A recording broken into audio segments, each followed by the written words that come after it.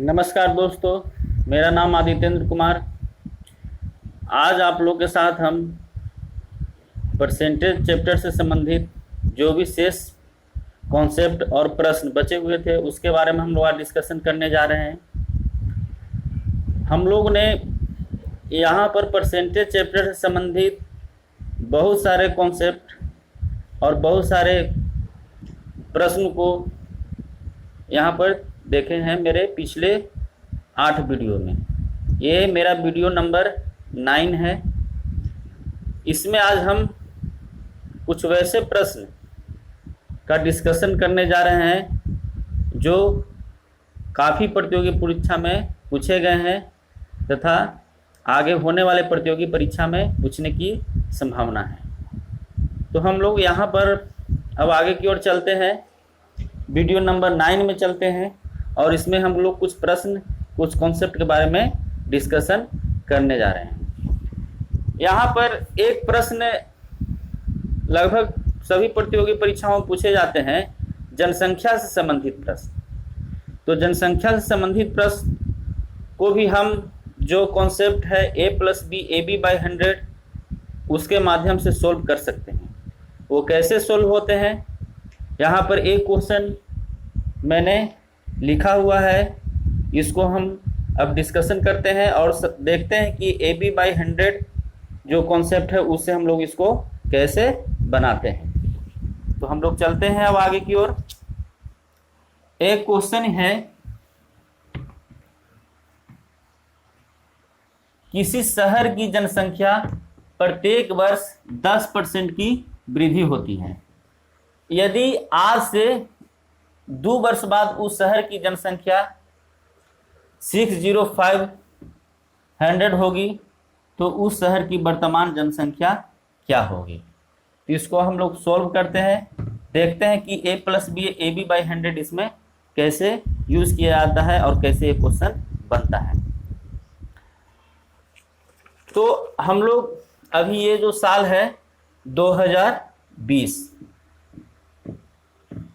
2 साल बाद 2 वर्ष बाद यानी 2021 और 2022, 2 वर्ष 10% की वृद्धि होती है। यानी यहाँ से यहाँ 10% की वृद्धि और यहाँ से यहाँ 10% की वृद्धि होता है। तो पूछ रहा है कि उस शहर की वर्तमान जनसंख्या कितनी है और ये 2 वर्ष वाली जनसंख्या है, ये कितना दिया हुआ है 60500 और हम लोग को पूछा गया है यहाँ की जनसंख्या यानी 100%। देखिए यही प्रश्न है, इसका मैंने डाटा बना दिया। 2020 ये वर्तमान है और 2022 जिसकी जनसंख्या दी हुई है। हम लोग को पूछा है कि 2020 में इसकी जनसंख्या क्या होगी। इसको हम लोग कैसे लगाते हैं, जब जनसंख्या से संबंधित प्रश्न आते हैं यानी ये चेन सिस्टम से संबंधित हो गया। कैसे, इसको अगर जनसंख्या से हटा के किसी और प्रश्न में हम लोग लगाते हैं कि 10% की 2 लगातार छूट देने के बाद किसी वस्तु का विक्रय मूल्य 5000 रुपया है या विक्रय मूल्य इतना रुपया है, तो उस शहर का अंकित उस वस्तु का अंकित मूल्य क्या होगा। इस प्रश्न को हम लोग वस्तु के प्रश्न पे भी कन्वर्ट कर सकते हैं, इसलिए यहाँ पर ab/100 का यूज हम लोग कर सकते हैं। तो 10% और 10% को हम लोग निकालते हैं तो ये हो जाता है 21% प्लस 21%, यानी 121%। 2 साल बाद कितना हो जाएगा 121%, यानी 121% बराबर दिए हुए है 60500। पूछ रहा है वर्तमान, आरंभिक मान, वर्तमान, ये सब एक ही चीज है जो कि होता है कितना 100%, यानी 100% पूछा जा रहा है।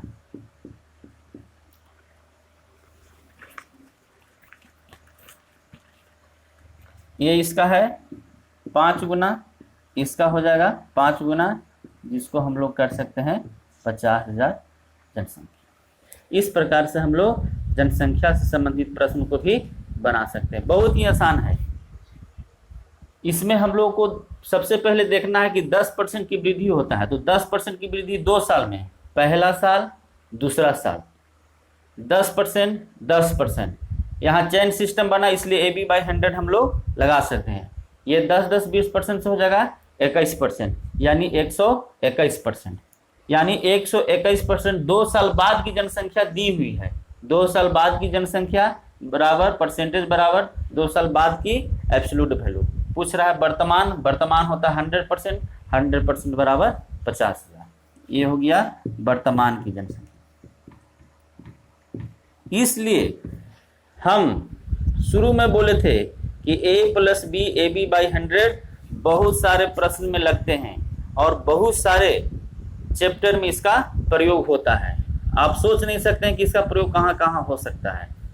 हम लोग परसेंटेज, वस्तु का अंकित मूल्य, वस्तु का विक्रय मूल्य, ये सब में हम जान रहे थे कि लगा रहे थे। देखिए हम लोग जनसंख्या में भी इस कॉन्सेप्ट का यूज करके इस प्रश्न को सॉल्व किए। इसलिए कॉन्सेप्ट बहुत अच्छा कॉन्सेप्ट है, बशर्ते कि इसको आपको लगाना आना चाहिए और कहाँ कहाँ लगता है ये मालूम होना चाहिए। हम लोग अगला क्वेश्चन और देखते हैं।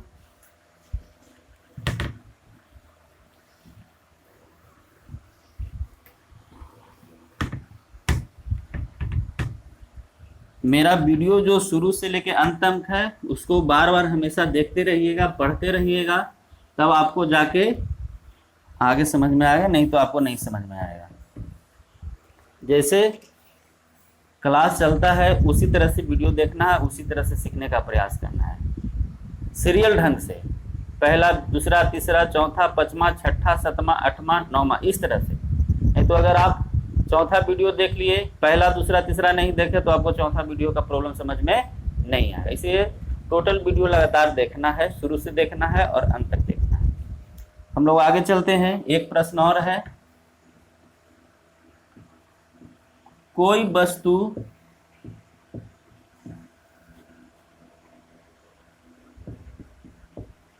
वस्तु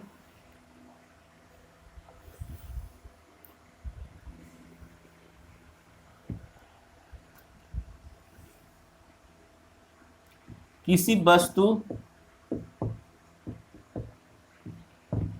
के अंकित मूल्य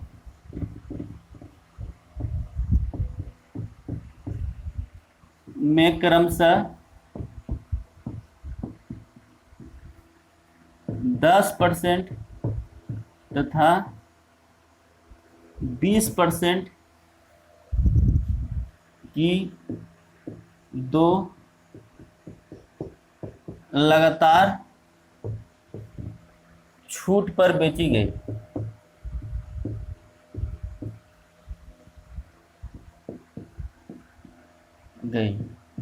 यदि उस वस्तु का अंकित मूल्य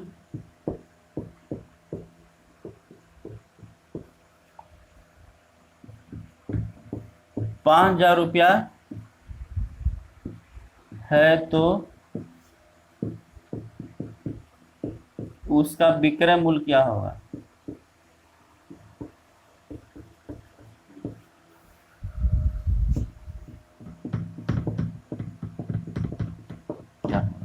कह रहा है कि किसी वस्तु को अंकित मूल्य में क्रमशः 10% या 20% की दो लगातार छूट पर बेची गई।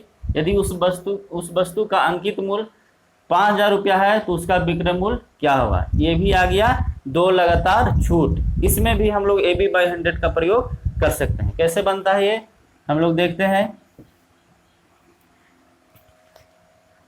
अंकित मूल्य में क्रमशः कितना छूट दिया गया है? छूट हमेशा माइनस में, शुरू में बताए थे हम लोग।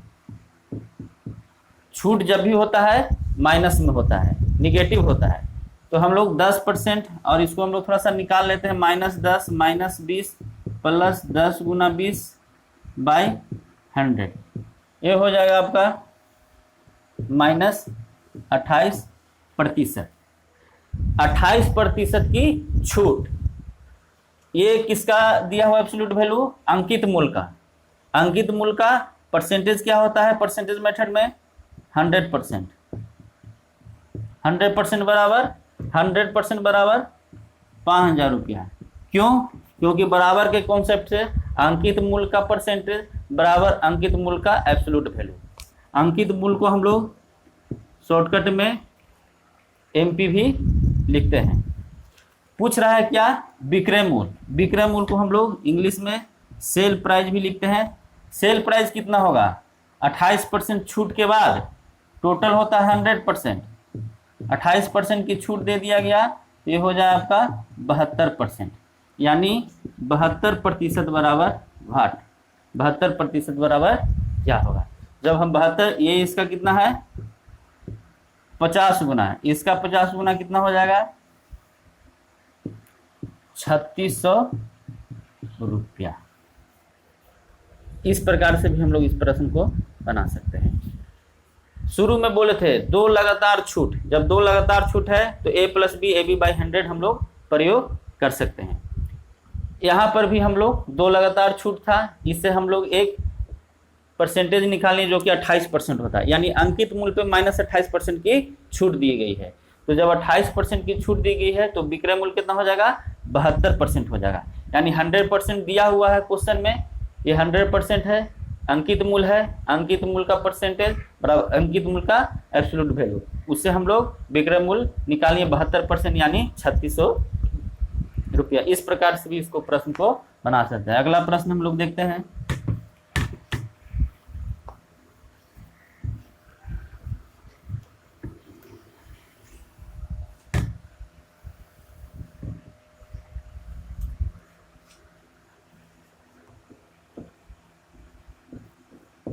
रमेश की आय में 20% की वृद्धि की गई, फिर बढ़ी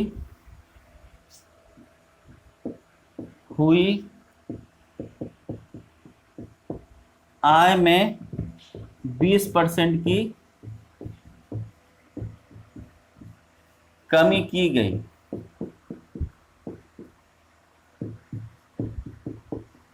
उसकी नई आय 4800 रुपया है, तो उसकी वास्तविक आय क्या होगी?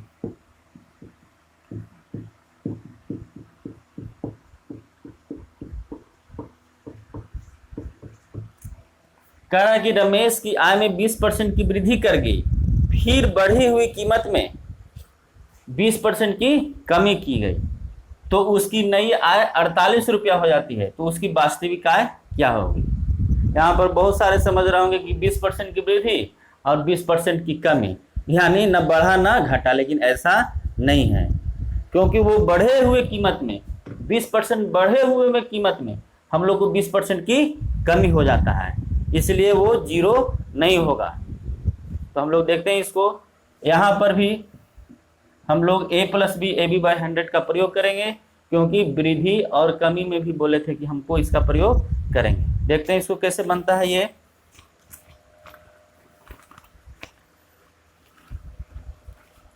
20% की वृद्धि यानी +20, 20% की कमी यानी -20। इसको अब हम लोग सॉल्व नहीं करेंगे, इससे आता है -4%, यानी 4% की क्या हो गई? उसको कमी हो गई। तो जब 4% की कमी हो जाएगी,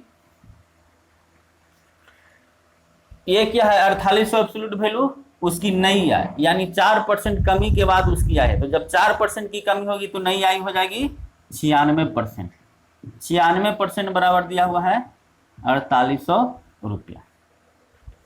सबसे पहले हम बढ़ी हुई आय और घटी हुई आय का एक परसेंटेज निकालें, जो कि a plus b a b by 100 से हम लोग निकाल सकते हैं। अब हम लोग डायरेक्ट निकाल रहे हैं क्योंकि बहुत ज़्यादा प्रैक्टिस इस पे हो गया है, तो ये -4% आता है। तो 4% जब घटता है उसकी आय में, तो वो उसकी आय कितनी हो जाती है 96%, जो कि दिया हुआ है एब्सोल्यूट वैल्यू। उसकी नई आय का एब्सोल्यूट वैल्यू दिया हुआ है 48,000, यानी नई आय का परसेंटेज बराबर नई आय का एब्सोल्यूट वैल्यू बराबर के कॉन्सेप्ट से बराबर होगा। पूछ रहा है हम लोग को वास्तविक आय, वास्तविक आय कितना होता है 100% होता है। तो हम लोग 100% देखते हैं, तो 100% ये इसका कितना हो जाता है 5 गुना, तो इसका 50 गुना, तो इसका 50 गुना हो जाएगा 5000 रुपया। यानी उसकी जो वास्तविक आय थी 5000 रुपया थी। अब 5000 रुपया से 4% की उसकी हानि होती है, यानी उसकी कमी हो जाती है आय, तो वो हो जाता है 48 रुपया।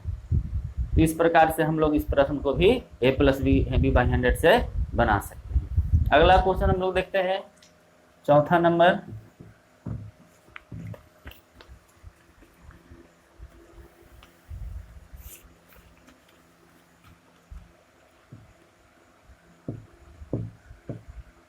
टिकट की कीमत में 20% की वृद्धि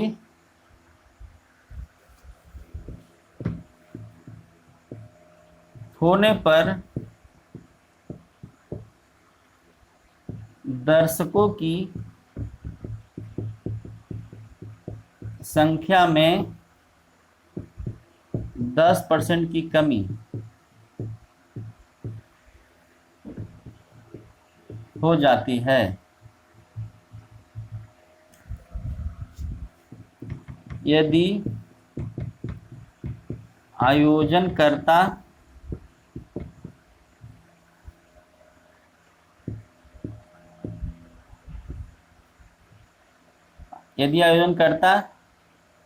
की पहले की आय 50,000 रुपया थी, तो उसकी नई आय क्या होगी।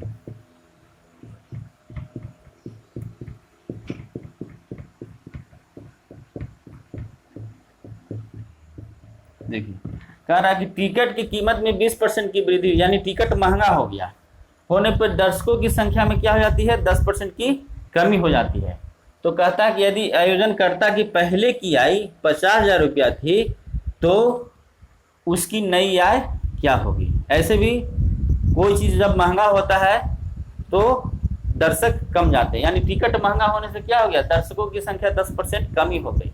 इस पर आधारित हम लोग प्रश्न को देखते हैं और कैसे बनता है इसको हम लोग। यहाँ पर भी a+b/100 ले आए, क्योंकि 20% की वृद्धि और 10% की कमी। तो इसको हम लोग बनाते हैं 20% की वृद्धि यानी +20, 10% की कमी यानी -10। इससे हम लोग जब सोल्व करते हैं तो +8%, यानी कितना हो गया 108% की वृद्धि हुई। यानी वृद्धि कितना से हुआ 108%। अब हम लोग परसेंटेज मेथड लगाते हैं। आयोजनकर्ता की पहले की आय कितना है 50,000, यानी 100% ये है। मूल्य आय आरंभिक मान ए कितना है 50,000, तो 100% बराबर